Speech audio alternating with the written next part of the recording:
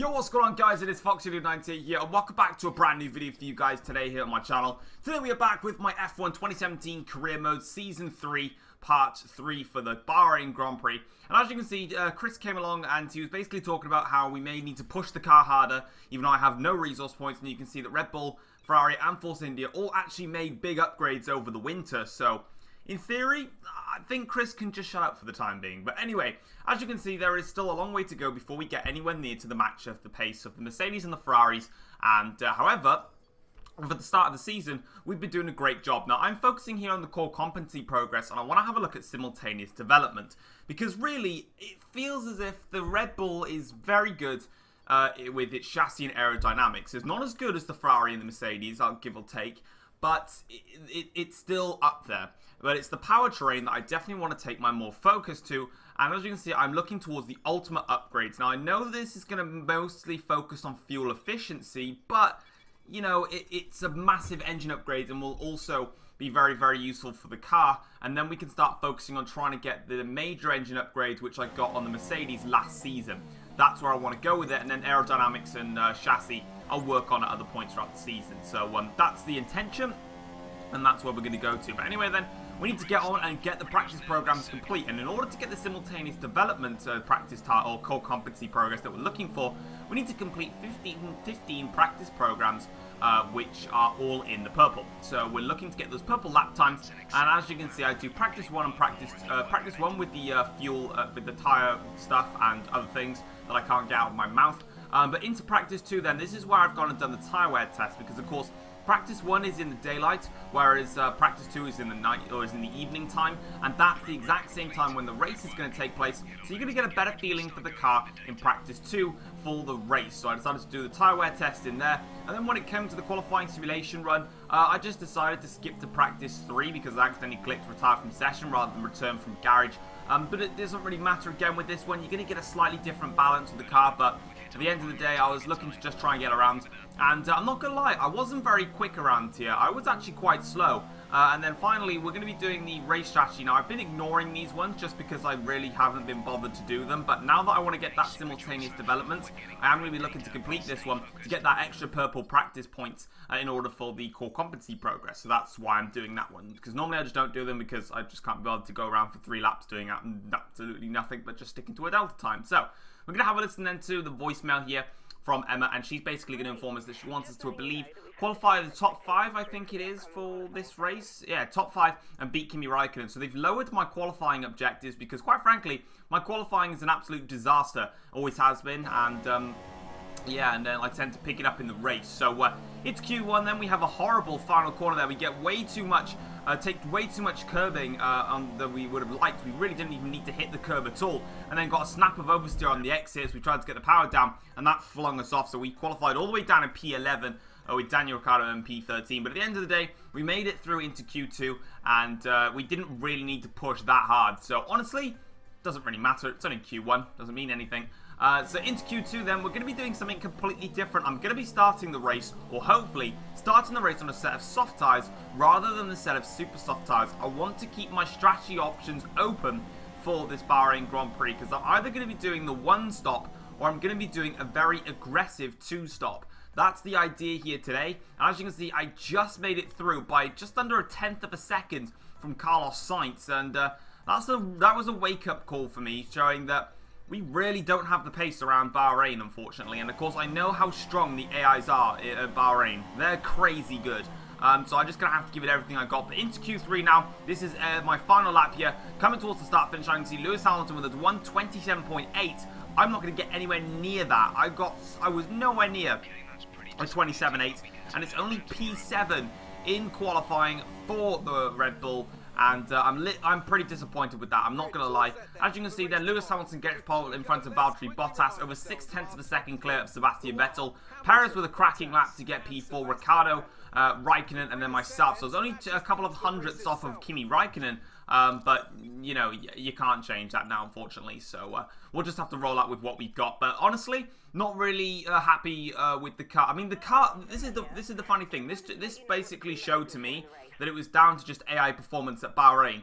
The car didn't feel bad. Like, there was nothing about the car where I'd say, right, I'm this far off the pace because the rear end isn't working, the front end is not sticking, I've got understeer, oversteer. Nothing really troubled the car. It was just, I just didn't have the pace compared to the other AIs, and that could be down to setup, it could be down to other stuff. But as you can see then, for the third race in a row now, there's been some penalties applied. Kimi Raikkonen, I believe, if it comes up on the screen. Yeah, Kimi Raikkonen got a 10-place grid penalty, which means that my starting position has now gone from P7 to P6, which is actually really nice. So thank you very much, Kimi, for having unreliability problems. And I will happily take place up in P6 now. So yeah, promoted one position from our starting original position of P7. And as you can see, we're going to be doing a 2-stop race. Now, it says that we're going to be going from softs to super softs to mediums. I basically don't really want to run the medium compound tyres at all. So what my intentions are is I tried to get rid of it basically and do a 1-stop, but it didn't quite work for me. And yeah, unfortunately, I couldn't quite get rid of it. So don't look at the medium compound tyres if I'm going to use them, because I'm going to try my hardest not to.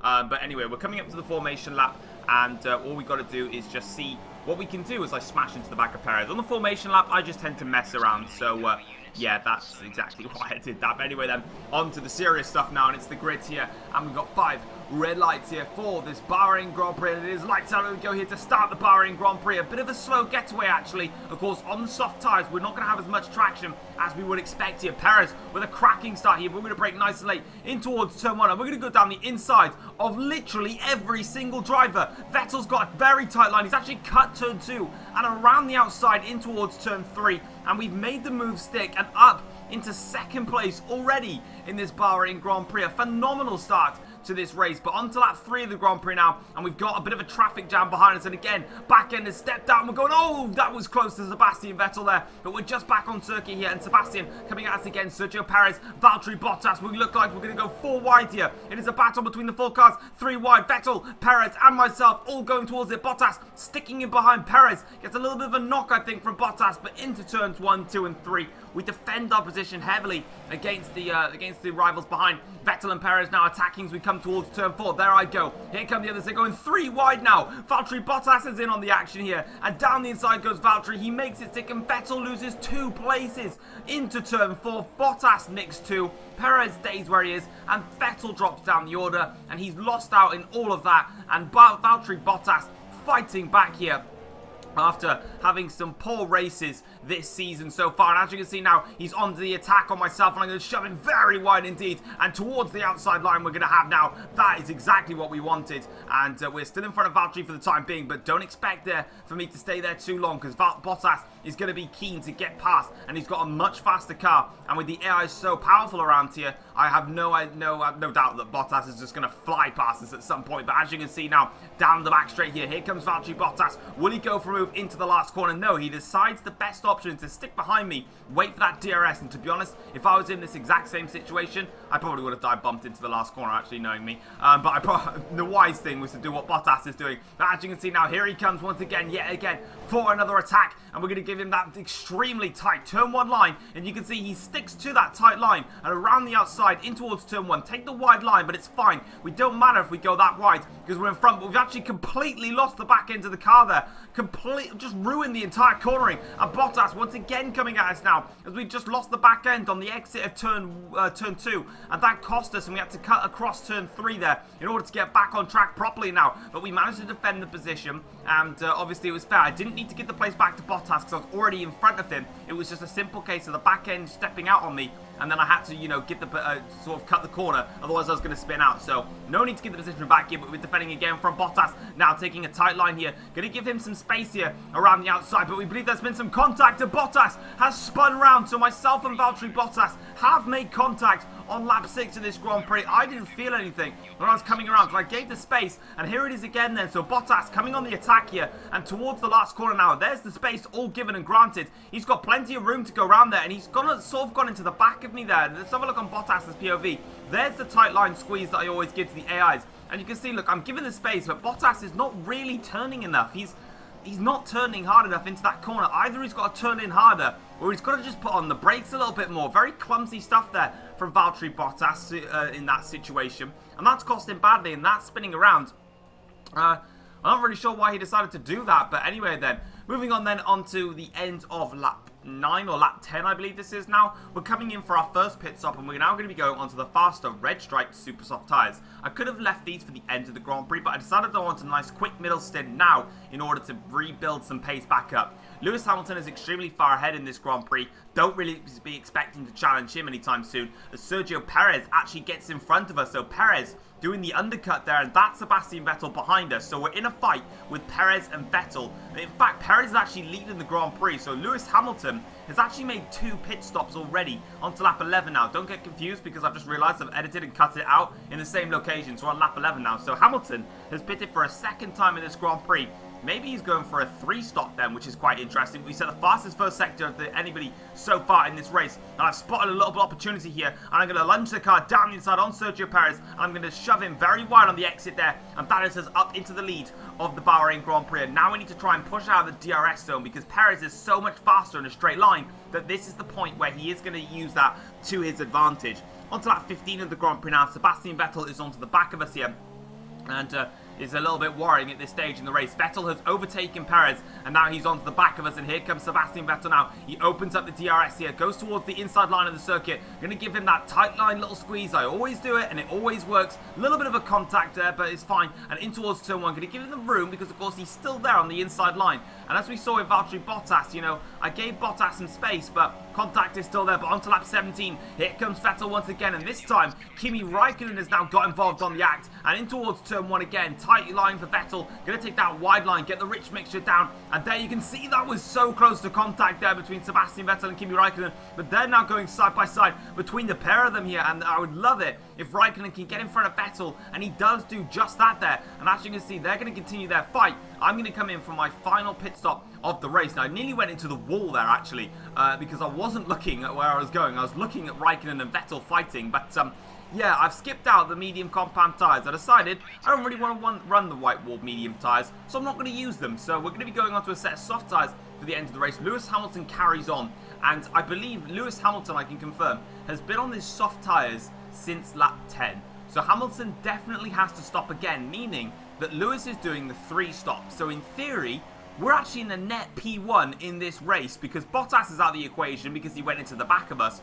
Perez is going to be there or thereabouts. So will Kimi Raikkonen, so will Vettel, myself, and Daniel Ricciardo. On to lap 26 of the Grand Prix now, so a lot further, just a couple of laps to go now. Vettel has closed that gap down. The soft tyres starting to get to the end of their lifetime now, and Vettel here is going for one final attack in this Bahrain Grand Prix to stop me from winning it, because I'm now in the lead of this race because of things going the way I hoped. And as you can see now, I'm giving it absolutely everything to defend here against Sebastian Vettel. And on to the end of lap 27, start of lap 28. It's a straight fight, me and Sebastian. Raikkonen is a bit too far back. He's about 2 or 3 seconds back as we get a little bit of oversteer on the exit there. You can see Raikkonen just in the background as Vettel moves over now. Now we give him a very aggressive attack here. Here comes Vettel, and now we're going to defend against him. Get him wait and make our move. Now, there we go. Towards turn 1 we go. Vettel takes yet again another tight line, getting very close to him that I actually genuinely thought then I'd gone into him there. I genuinely thought I'd turned in too much,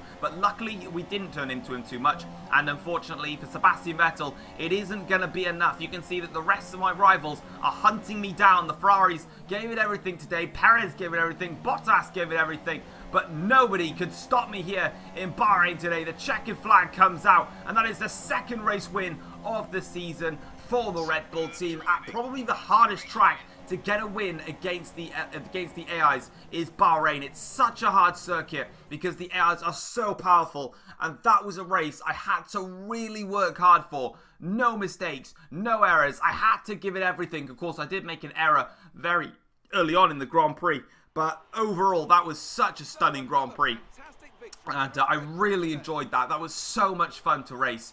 And yeah, anyway then, as you can see then, here is the race victory then, so we're there. I've just realised now, having a look at that, I need to change my helmet, because it's still the helmet that I rocked with my Mercedes career mode. So next episode in Russia, I believe I do change that for the race, but I forgot about that. But anyway, as you can see then, coming onto the podium, no Mercedes cars on the podium. Of course, Bottas was involved in the incident with us, but Hamilton's strategy clearly didn't work well today. There you can see collecting the trophy, and look how enthusiastic I am, and that's how I'm feeling. The adrenaline rush in there, and the champagne flies as we beat the Ferraris here today on, well, I would say raw pace actually in general. I mean, you know, the Ferraris, yeah, they were much faster than me. They were half a second a lap faster when they got into that clean air, but they just couldn't get their job done when the track position came. So we could defend against the Ferraris, but when it comes to fighting the Mercedes powered cars, that's where we're lacking in defensiveness. So at the moment, in terms of fighting Ferrari, I can fight them. That's fine. Mercedes, that's what I need to focus on. But in the driver's standings then, the gap is now 14 points in the top of the Drivers' Championship between myself and Sebastian Vettel. So it's very close at the top, and I just need to keep getting as many points as I can for these early stages of the race. In the Constructors' standings, the championship is now 23 points between Red Bull and Ferrari, with Mercedes trailing a little bit further back. But guys, that is going to be it for my F1 2017 career mode video here in Bahrain. We're obviously going to load back now into the Drivers' Hub, and then we're going to collect our resource points, check where we are in the rivalry, and we're going to go from there as we look to try and get ever closer to that ultimate upgrade, which if I can get it either by the end of this episode or by the start of the Russian Grand Prix, it should come either for like the British Grand Prix around about that time, which is fine. So we've got 1,400 resource points. We'll have to wait to the end of practice in Russia to get that ultimate engine upgrade, which I just can't wait for. But anyway, as you can see, we're getting all of our points in now. And yeah, thanks ever so much for watching, guys. Hopefully you've enjoyed it. Drop it a like, subscribe if you're new as well. And I'll see you guys next time. Take care all. Peace.